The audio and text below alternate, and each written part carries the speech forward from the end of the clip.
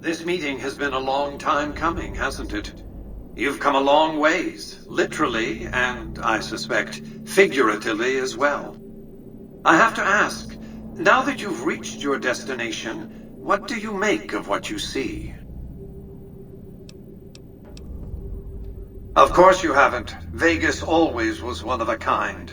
What you see down on the Strip is just a fraction of the city's former glory, and yet, more than an echo, I preserved its spirit. Or perhaps you were referring to the Lucky 38? The years haven't been kind to her, but still she manages to impress. Oh, don't be coy. You've been playing a high-stakes game ever since Victor dug you out of the ground. Don't be afraid to admit it. The business is this. One of my employees has stolen an item of extraordinary value from me, and I want it recovered. Simple enough. My only concern is the recovery of the platinum chip. What happens to Benny, I leave to your discretion. When you bring the chip to me, I will pay you 4 times the delivery bonus stipulated in your contract. How's that? What did you wish to know? It won't be easy. Benny is always surrounded by at least 4 bodyguards, except when he's in his private suite on the 13th floor of the Tops. It's more complicated than that. The chairmen share what you might call a tribal affinity. Look for a man named Swank, Benny's second-in-command. He's always been a reliable, if unimaginative, employee. Do your best to convince him that you're working under my auspices. If you have evidence of Benny's crimes, show it to him.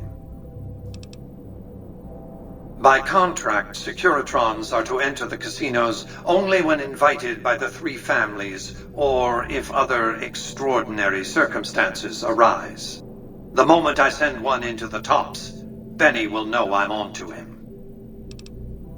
If you were to approach Benny in public, you might be able to leverage his fear of exposure to make him agree to meet with you in private. Sneaking into Benny's suite on the 13th floor would be very difficult, but not impossible. There might be guards. Certainly there'd be a sturdy lock on his front door. What else did you want to know? Benny has led the chairman ever since I recruited his tribe 7 years ago. Until his recent misbehavior, I'd planned to make him my protege. Maybe if I'd begun grooming him sooner, none of this would have happened. To achieve my aims, I require a capable human agent to perform certain tasks. I knew Benny was ambitious, even ruthless, but I believed he would do the job so long as he was incentivized appropriately. Obviously, I miscalculated his drive for supremacy, but in any case, you've come along, a more than suitable replacement. I have to think that he found out about the platinum chip and mistakenly convinced himself that he could use it to his own ends.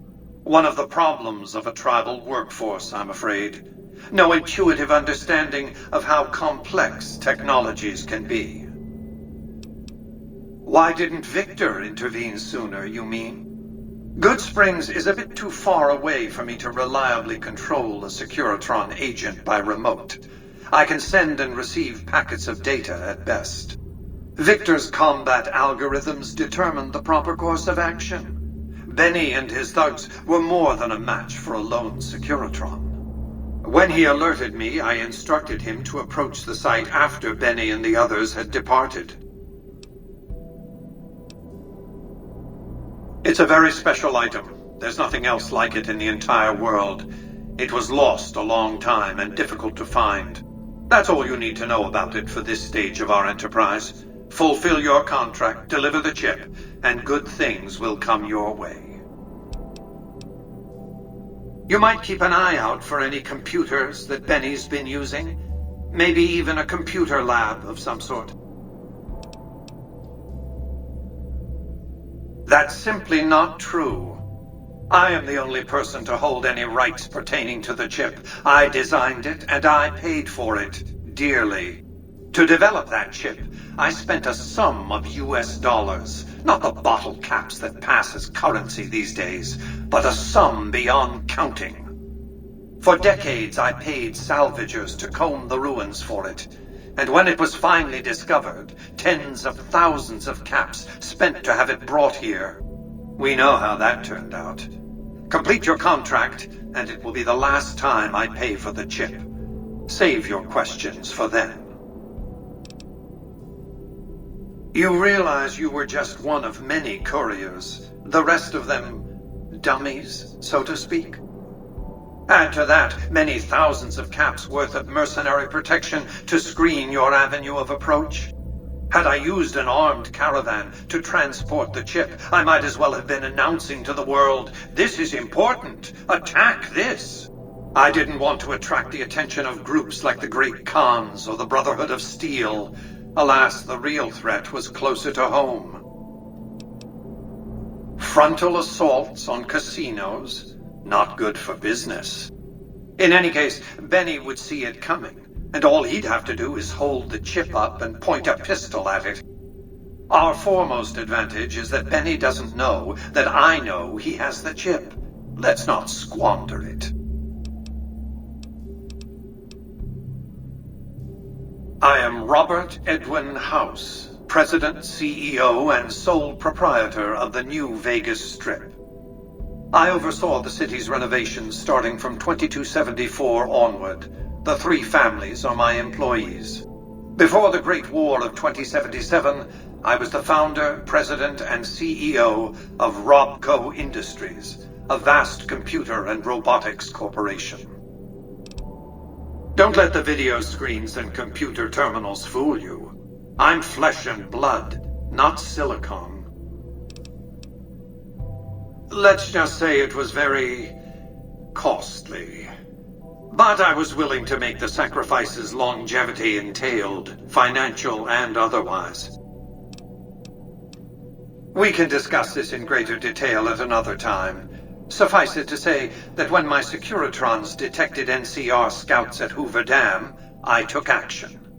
I recruited a tribal force to supplement my Securitrons and renovated the Strip just in time to welcome the NCR as it marched into the region. Instead of war, a treaty was negotiated, and the money started to pour in.